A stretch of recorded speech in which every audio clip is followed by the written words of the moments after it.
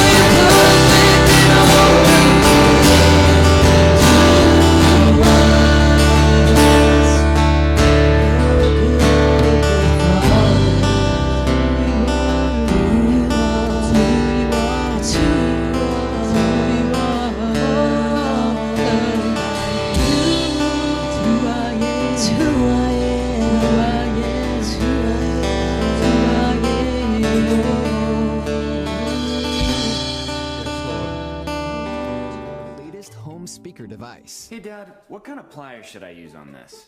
You should be using a wrench. Oh, do I have a wrench? You have 3. Ah, thanks, Dad. Introducing the Dad Personal Assistant, our newest smart speaker with all the character and compassion of a father. Up and at 'em, it's a beautiful day. Dad, it's Saturday. Yeah, it's a great day to get outside. It's 6 a.m. Well, then you better get moving before it gets any later. Designed with advanced features, the Dad PA connects to all your other smart home devices. Dad, please set the thermostat to 70 degrees. No problem. Setting the thermostat to 68 degrees. No, let's keep it at 70 degrees. Sure thing. Thanks, Dad. We're gonna save so much money. He syncs with your calendar to help you stay on track. Looks like you're overdue for an oil change. Oh, hey, you're right. Can you schedule one for Friday? I've already got it scheduled. Just don't miss it, okay? Okay, I won't. Seriously, don't miss it. The Dad PA is always watching out for you. Lights on. Hey, it's getting late. I think it's about time for Brad to head home. Dad? The Dad Personal Assistant includes a wealth of knowledge and opinions on a wide variety of subjects. Dad, can you help me with my taxes? Dad, do you know a good mechanic? Hey, Dad, can you tell me a joke? Sure. The joke is $1 billion. I don't get it. That's right. And you never will. Ah, nice one. Oh, I'm hilarious. Based on God's original design, the Dad Personal Assistant is wise, caring, faithful, and devoted. Don't worry. You've got this. You are the strongest person I know. You have made me so proud. You are God's child, and you don't need anyone else to complete you. Especially not Brad. Really, Dad? I'm just saying, there's other fish in the sea. Okay, wow. The Dad Personal Assistant, always thoughtful, always dependable, and always there for you. Thank you so much. Happy Father's Day. Well, since we got some first-time visitors, I'm going to go and read this to you. Soba. Soba is a Hebrew word for fullness, abundance, to be near, to turn around and repent. We take it from Psalm 16:11. You will make known to me the path of life, and in your presence is fullness of joy. And your right hand there are pleasures forevermore. Amen? If you're taking notes, the title of my message today is called Baby Daddy, Maybe Daddy, or A to Z Daddy. I'll say it again. Baby Daddy, Maybe Daddy, or A to Z Daddy. Amen? Happy Father's Day. I want to honor you guys. Listen, I know we got some moms who've done plenty of work and probably do more than we, but y'all had y'all's day last month, so today we're going to talk about the men. Amen. Amen. But you know what? Listen, I know, I can tell you this. This is what I really believe. I believe that dads are vital, and it's been something that I've actually been talking. If you've been here with us long enough, or at any extended time, you notice I've been talking about men in general and how I feel like God is really steering and moving men to doing something, to becoming more involved in the church. And so, but they say on Mother's Day, you go to Mother's Day and everyone talks about how great moms are and how wonderful moms are, and then you go to Father's Day and then they just all we're doing is talking about how much better you guys need to be. And so I know that's probably kind of not the rule of thumb, but it's just kind of what comes out. And I think that really kind of goes down or comes from the pastor himself, if you think about this situation. And I can tell you now, I myself am I'm a dad who tries continually to do better. So this might be just kind of one of those messages when it comes down to it. But I love Father's Day. Father's Day is wonderful. One, because I'm a dad. Period. Love it because I'm a dad. Two, because in my house it's all about me. Today's going to be all about me. Whatever I want, where I want to go, what I want to eat. It's one of the 2 days outside. Today and my birthday are the only 2 days that I get to say I want seafood, and everybody's got to go, okay, Dad. They all got to go with it because we don't get seafood other than Father's Day and my birthday. But Father's Day, so it's all about me. I like that. And third, I like it because I kind of find out where I stand. Personally, it's the one day where I can find out where I truly stand in comparison to the only one that I know, my dad. So it's the time that everything I reflect so much. It actually has been all week for me, but this day I reflect strongly and a lot on my dad.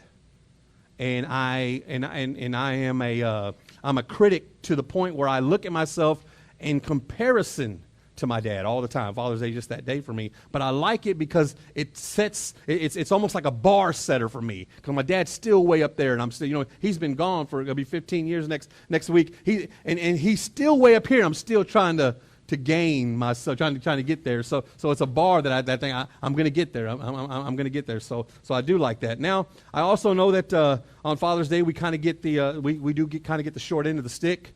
Like for example, you're going to go out today after take your dad out to eat, and you're going to get right in line. It's going to be a pretty short line. You're going to be right to have a good seat. It's not like Mother's Day. Mother's Day is kind of packed up, and you're just sitting there waiting. Sorry, Mom, it's like an hour and 45-minute wait, and she's like, okay, it's okay. But you're thinking, oh Lord, she wants this. But it's the way it is. Mother's Day is that way. Christmas cards are the number one seller. Right behind that is Valentine's Day. And then Mother's Day follows in third, right behind that. And then, of course, it's graduation, St. Patrick's, and then Dad's. And we don't even get our own aisle. Listen, you go right now. We're right there. They bundle us because it's so close to graduation. It's graduates and dads. They're like, what? So we're all like right here. It's where we are. Just it's the way it goes. And because dads are not notorious for wanting cards, right? Unless I got to have a card when it opens. I got to have that kind of card. Oh, I'm sorry. I got to have that kind of card that drops something out. If it ain't dropping nothing out, I'm like, what is this, son? Really? So that's kind of how we think. But that's how it graduates. So I know we kind of get the short end of it. But again, I'm so glad to be a dad. Nothing like it. Things I'm thankful for. See, when I was younger, I was thankful for what I had. Cars, clothes, maybe what was in my bank account, those things that and I noticed the difference. I souped them. If I had a car, which my first car was this ugly looking Gremlin, just terrible. It was a white Gremlin, and I remember the first time I saw it, I was like, man, it's like really, really white. And it had these stickers that when I got closer, they were butterflies on the door, and they weren't like someone actually went and got some work. What they were was, those stickers you put down in the tub so you don't slip.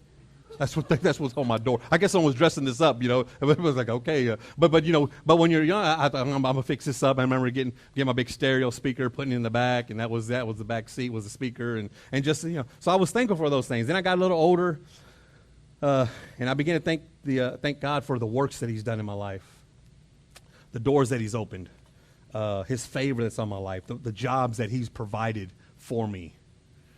And now that I'm a little bit older, we'll call it wiser in this case. Now I'm a little wiser. I find myself looking back now, and I'm thinking this whole week, I'm kind of thankful for the people that He's put in my life. The people, the people that I'm surrounded by, that have blessed me, the ones that have groomed me, the ones who are like iron sharpening me and making me a better person today. I'm thankful for those. And I've had great relationships through my whole life. I feel like I've had a set of great parents. There were times where I wondered, is this the right thing we're doing here? Yeah. But I've had great parents. I've had great pastors in my life. I've had people that have led me and directed me. Good leaders.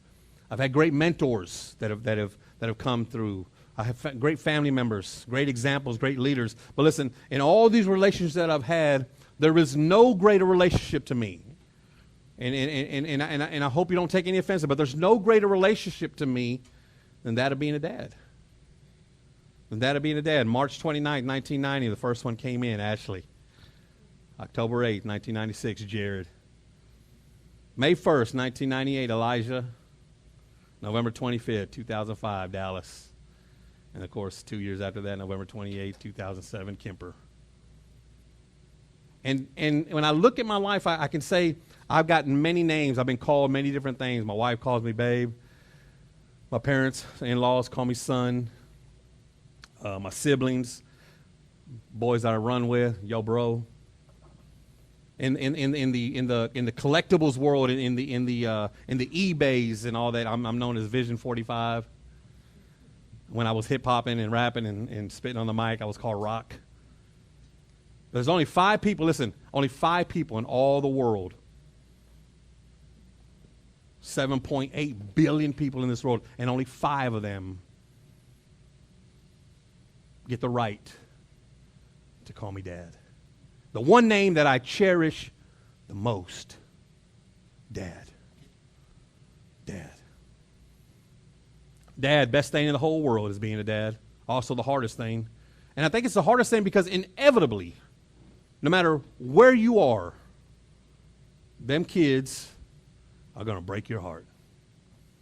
They just are. They just are. It's just the way life is. They grow up, and when they grow up, they don't always grow up how you want them, and it does something to you. It moves you. It does something here. It also, being a dad teaches you how to pray. I'm telling you, teaches you how to pray for sure. I can't tell you the countless times I'm praying, please, Lord, be with that knucklehead. You gotta watch him, you know.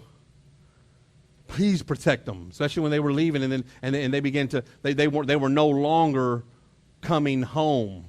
They were going to their own place, and you're saying, Lord, please be with them, watch over them, guide them, protect them. Nothing makes you pray more than that, especially as a dad, and you sit there and you wonder, man, please, Lord, be with them. Having a child teaches you patience. I'll go biblical with you. Long suffering. gives you long suffering. Because at some point, you're amazed that they're talking, and then you're like, are you actually talking back? You know, and you just, and if you're like me, you just want to choke you out. If I could, I would. I promise, you know. And then I realized this is genetics. This is me. This knucklehead is me. You know, and hey, Dad, I'm so sorry. Listen, I'm so sorry. Mom, I'm so sorry.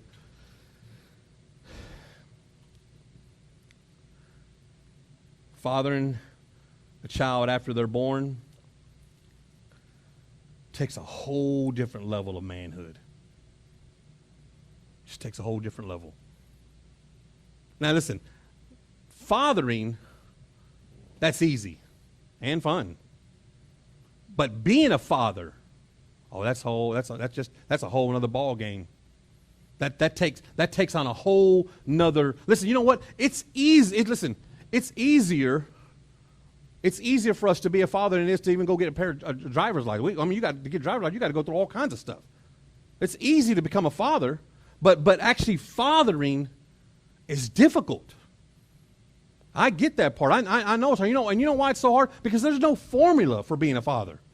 They didn't. There's no handbook. There's no layout. There's no pamphlet. There's no manual how to be a dad. There's not one. They don't give us one. If you look back at your own dad, you think, I'm doing the stuff he did. He's probably doing the stuff his dad did, and he's doing the stuff his dad, because and all along the line there was nothing was given to us. It's difficult. It's tough. And it's tough because they're all different. All my kids are different. Listen, my first, my third, and my fourth, I gotta go with a stern voice. Hey, I'm disappointed in you. You should have did better than that. And they'll shed some tears. They'll apologize, and they'll turn from their wicked ways. But that second and fourth or fifth, oh, Lord. I tell that second and fifth, hey, I'm disappointed in you. You should have did better than that. Is that it? We good? No belt? Oh, my bad, Dad. You know, so it's a little different with them, but every one of them are different. Now listen, what I pride myself on is I'm getting the same results. We just took different roads. We took different avenues. We took longer times in the restroom with the belt. But I'm getting the same results. All of them striving to become the person they were meant to be. It's like cooking. See, everyone does cooking, and I've said it before, everyone does something slightly different. Now, we can all be making the same thing. If I told you today, hey, we're going to make some chicken fried steak, every one of you, if I could ask 4 of you for the ingredients for chicken fried steak, and I'd get 5 different recipes, right? Because you'd all have something special. There's something that you do that's just different than what I do. But there's some main ingredients that have to happen. There's some main things that have to happen. You got to have steak, right? Got to have flour, got to have some eggs. There's some main things that you just have to have.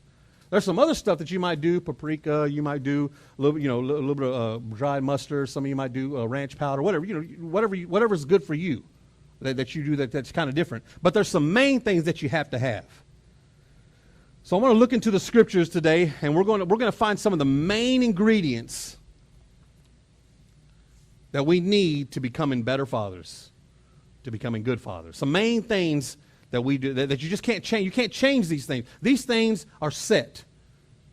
And they're set because the Father of them all showed us. He gave us an example to look at and say, okay, well, I didn't, yeah, now I see it. I didn't know, I never even noticed that. But now I notice it. Matthew chapter 3. Verse 16 and 17. Matthew chapter 3, verse 16 and 17. And this story here is the story of Jesus being baptized. We've talked about this several times. And I can tell you, I like it, one, because it is about baptism, but what he did to, and there's so much that's going on inside this scripture, but I'm gonna try to dip into some areas here. It says, when he had been baptized, Jesus came up immediately from the water, and behold, the heavens were opened to him. And he saw the Spirit of God descending like a dove and alighting upon him. And suddenly a voice came from heaven saying, "This is my son, my beloved Son, in whom I am well pleased."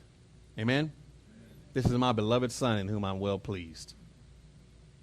Now, if you read this text, Matthew talks about it, Mark talks about it, Luke talks about it. There's some debate the way Luke wrote it, because Luke kind of almost leaves John out of the picture.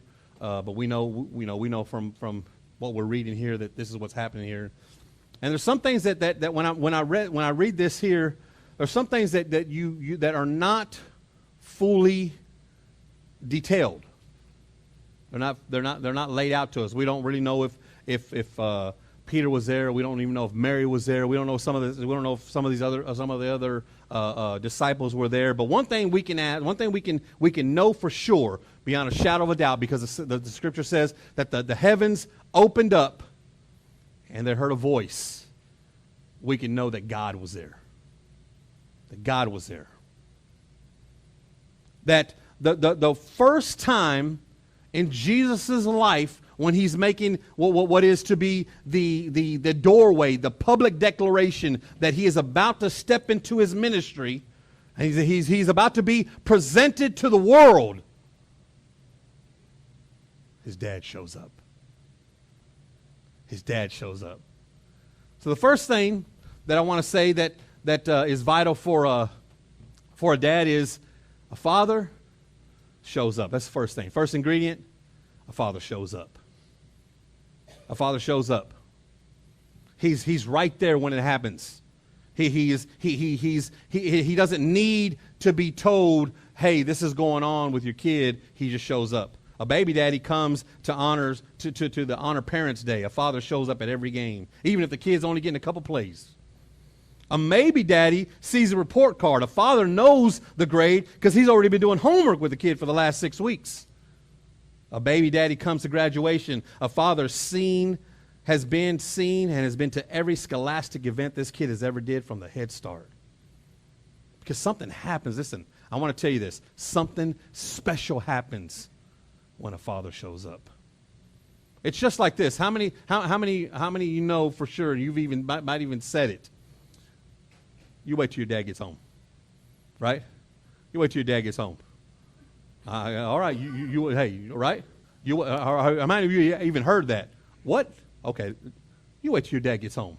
And then the last thing you want, the worst sound in the world at that point is when you hear that door handle open, you know it's dad coming getting home. And the whole time you're thinking, man, please let them work late. Let them pull an all-nighter on them. Give them an all-night, because you just don't want dad. You don't want dad to show you. You don't want dad coming home, right? But because there's something. Listen, there's something that happens when a dad shows up. Something amazing happens. Listen, I'm going to read you a couple statistics, and I didn't bring them up here, but I want to read them to you. It says the father's absence crisis in America. It says there's 18.4 million children without a dad. 1 in 4 without a biological step or adoptive father at home. They are usually most likely affected in the following ways. They're 4 times greater risk for poverty, more likely to have behavioral problems, 2 times greater risk of infant mortality, more likely to go to prison, more likely to commit a crime, 7 more times to likely to become pregnant as a teen, more likely to face abuse and neglect, more likely to have an abusive or go into abuse of drugs and alcohol, 2 times more likely to suffer obesity, and two times more likely to drop out of school. This all in relation to not having a father. So this is what I just got this number for you guys yesterday out of the statistics. This is what they're saying as of right now when the father, they called it the father's absence crisis in America. 1 out of every 4 kids are growing up without a dad. Growing up without a dad. Something happens amazingly when a dad shows up. I remember one time, me and my dad were, he was upset with me.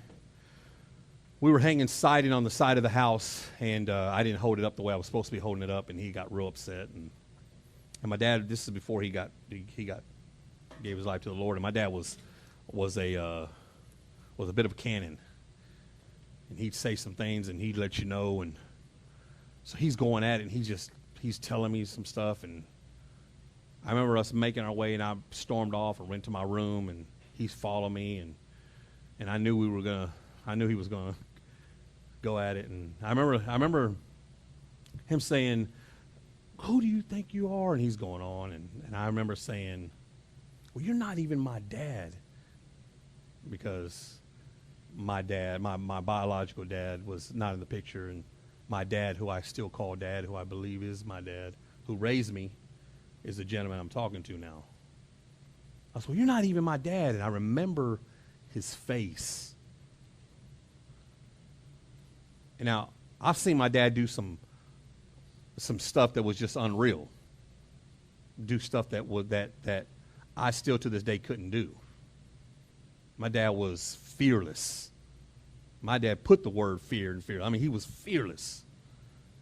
I saw his whole face and countenance change when I said that.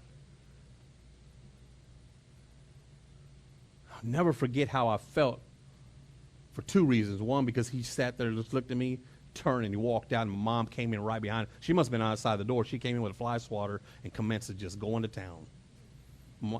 And listen, I might not even be here today had Dad not come back in the room and showed up.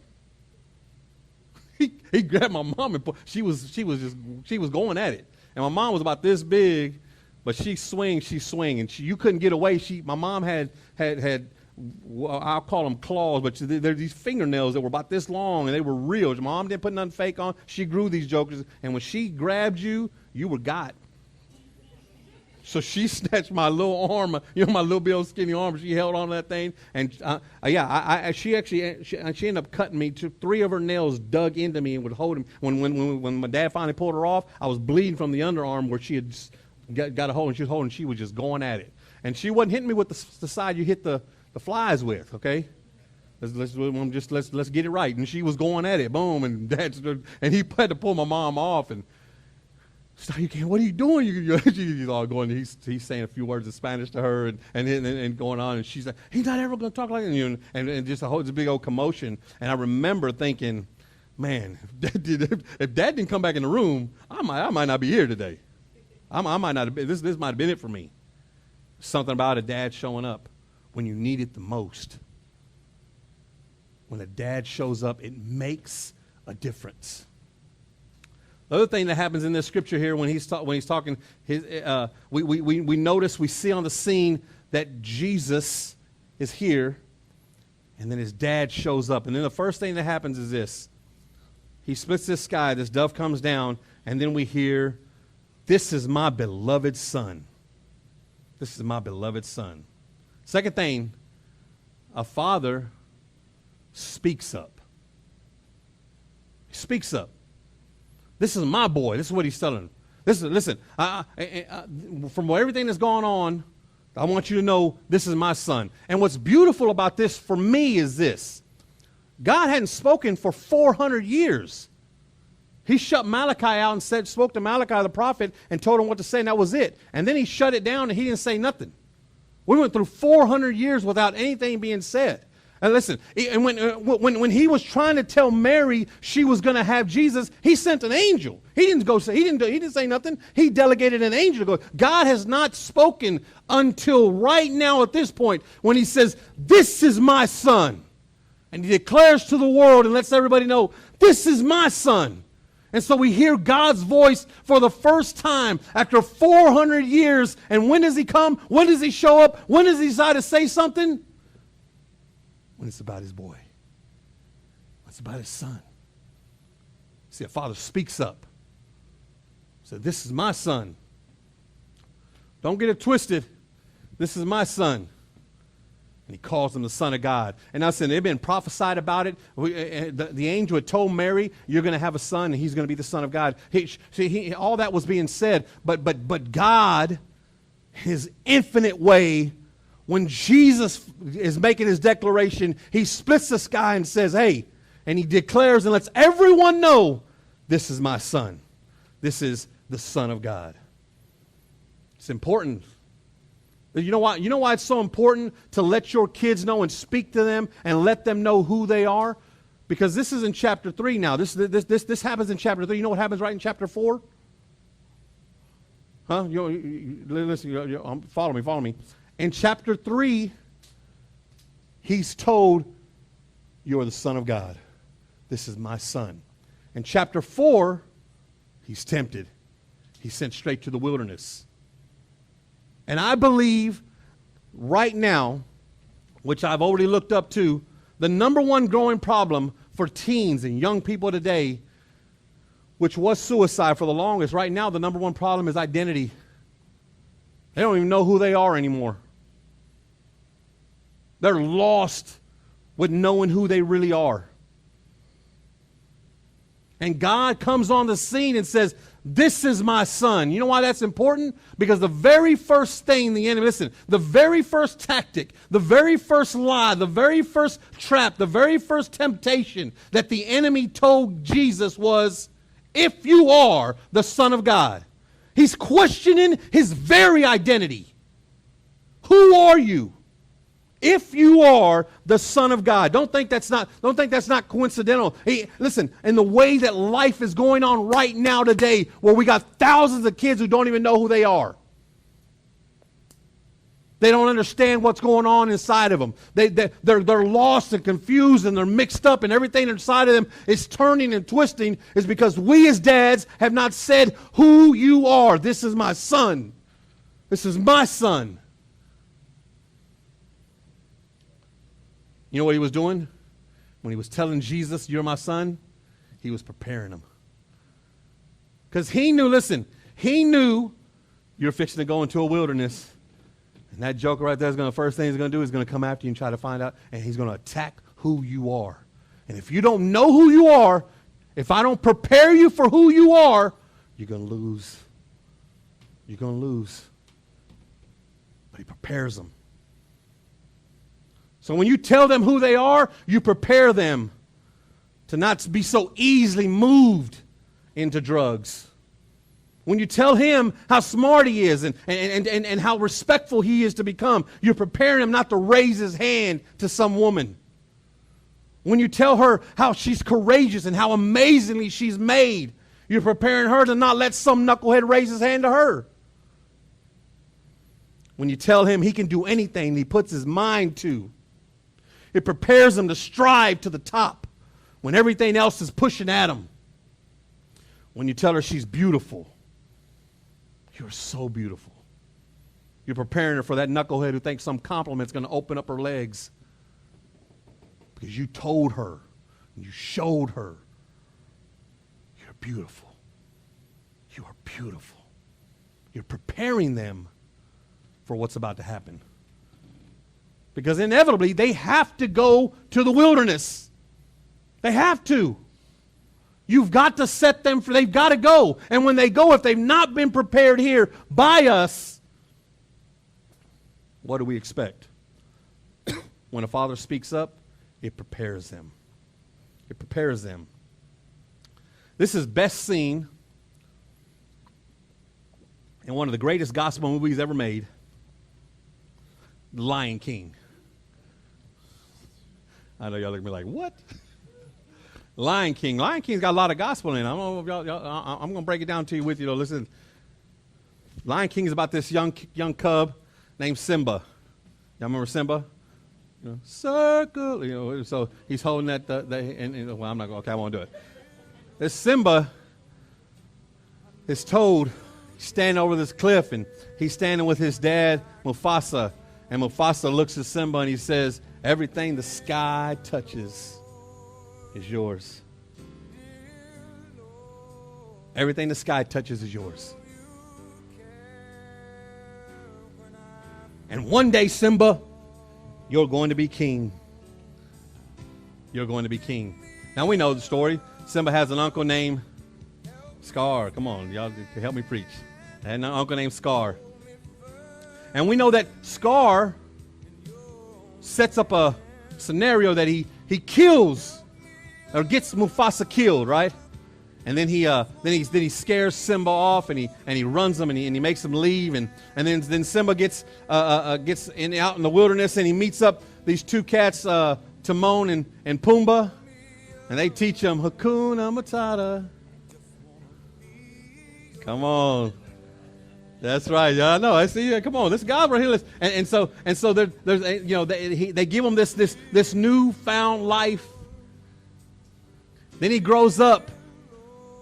One of the best lines in the whole movie to me is Nala, his childhood romance, and they were destined to be with each other, and they're coming, and she comes in there, and they get a scene where they're wrestling, and she puts him to the ground, and he says, "Nala," and she says, "Simba," and they're kind of arguing a little bit, and she's saying, "You got to come back, you're the king.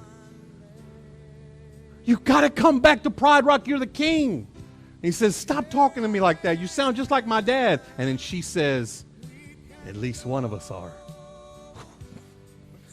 Come on. At least one of us are. And of course he meets Rafiki, the little witch doctor. Witch doctor tells him when he says, I wish I had my dad. He says, "Your dad's not dead. Listen. Your dad's not dead." He said, "What?" He said, come on, follow me. And he takes off running. Y'all see that? And he's moving through it. Some of the best at this point in time, some of the best cinematography they've done with cartoons ever. And they're moving through this, and they're kind of going through, and they get to, and he says, "Come." He goes, "Stop right here." And he goes, "Go look."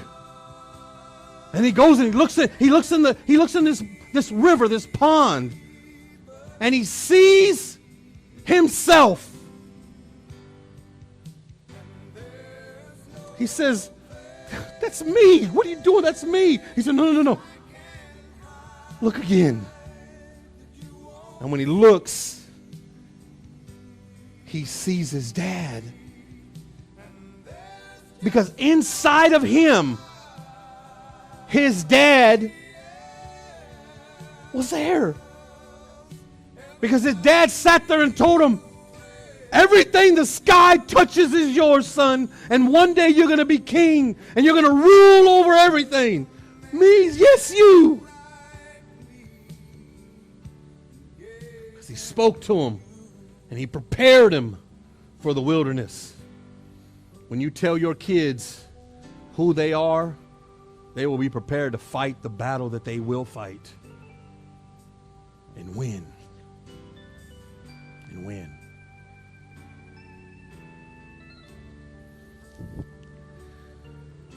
My dad,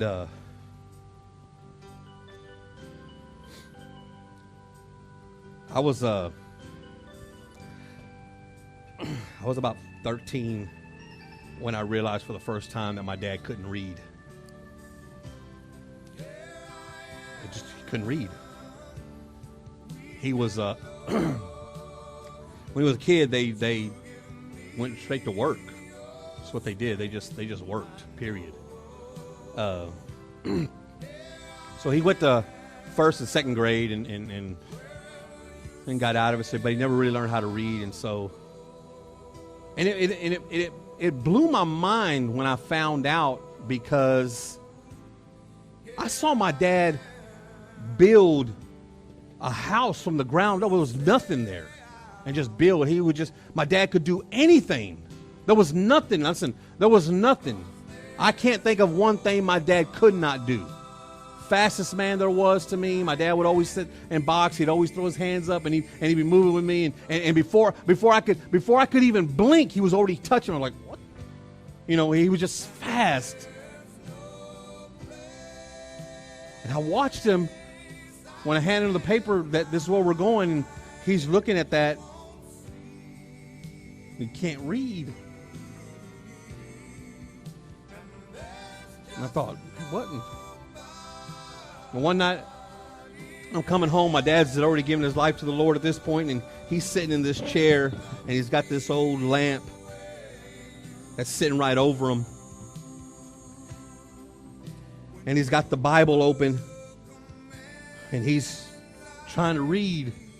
And the way he's learning to read is he's got this Bible on tape, and he's letting it play, and he's hearing the words while he's trying to read these words. And he's so mad at himself because he can't read. He's got this pool of tears where he's beginning to rub the words, the lettering right off the pages, because he's trying to get the tears gone. You just can't do it. I said, Dad, what are you doing? He said, I just want to speak what he said. I just want to say what he said. Because when a dad speaks, it makes a difference. When a dad says something, it changes things. Last thing is this. A father stands up. He says, this is my son. This is my beloved son, in whom I am well pleased. Listen, at this point in Jesus' career, in his walk on earth, he's not done anything. He ain't turned no water into wine. He hasn't walked on water. He hasn't healed no sick. He's not opened any blind eyes. He's not raised no dead. He's not done nothing. And God, his dad, still said, in whom I am well pleased. This is my son, in whom I am well pleased. Because he loved Jesus for who he was, not what he did. When we can get to the point as parents, as dads, as mothers, when we love them for who they are and not what they do, we will change their world. Because we're proud of them for who they are, not for what they've done. This was so tough for me. Because all my kids play sports. And so I'd ride them hard. Got to do this, got to do that. Come on, what are you doing? You know, and my son, football, he'd be playing football, and his coaches have all the plays down and stuff that he's supposed to say and stuff he's supposed to do and how he's supposed to go and cut blocks and everything he's supposed to be doing. And he would make a play, he'd do something, and then he'd look up in the stands to see me. And I had my own calls, I had my own plays, hey, you know. You know, he know it because I would see something that he didn't see from the advantage that I had. And so we had plays all together, I promise, all the time.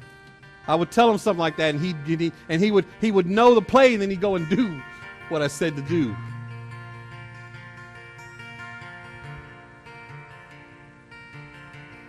But I think now when I look back, because when they stopped playing, when we quit playing the game,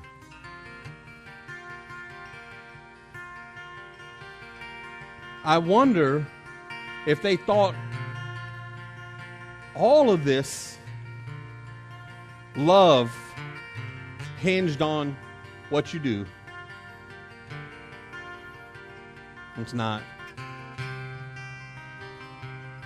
Shouldn't be.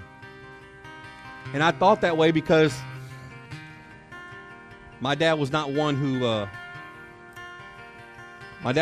gave compliments. I never threw a football with my dad.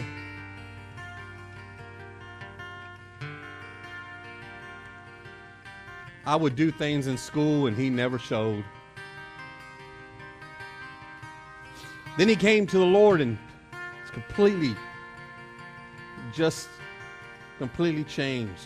I mean, it was like overnight. It was like a different person. My dad, every time I had already been with the Lord for years, and my dad, every time I saw my dad, he was trying to get me saved. It was, Dad, I know Jesus. You know, he was always just that way. Never really said nothing to me about what I was doing, just about what I needed to keep doing. Got to do more. Dad, I'm preaching this weekend, just this weekend, you know. Always.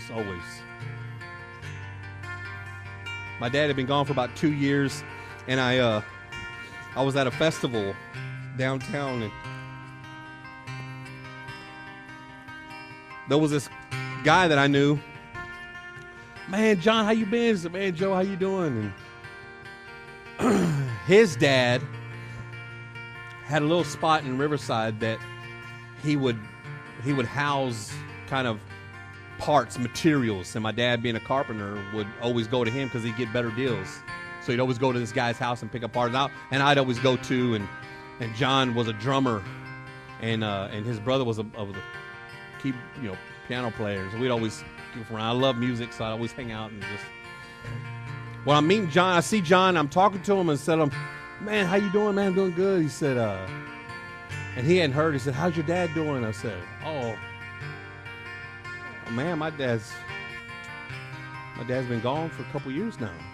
"Oh, man, Joe, I'm so sorry." He hugged me. And he says, "Man, you know your dad really loved you."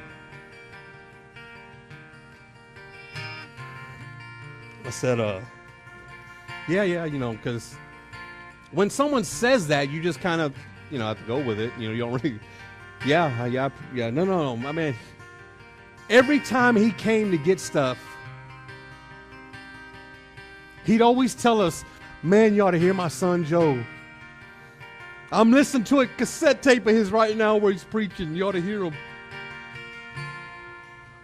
He was always telling us, you ought to, I'm telling you, got to call, get Joe. I'm telling you, you need to go with Joe. You need to listen to what he's doing.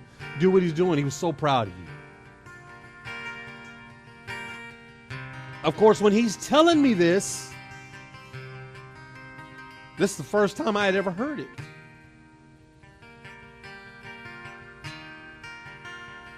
But I can tell you today that knowing that he said that, from that moment, prepared me. And so when I'm opening up scriptures and I'm diving in and I'm trying to find out what's the best way to say this, how do I do this? God, I'm just so tired. I don't even know what to do. Why do you give me a topic and then don't even help?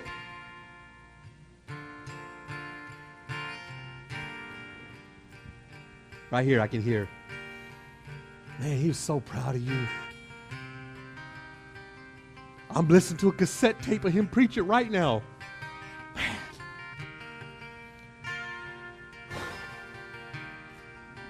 and I'm prepared. So when the enemy says, hey, you can't preach, no one's even coming to your church,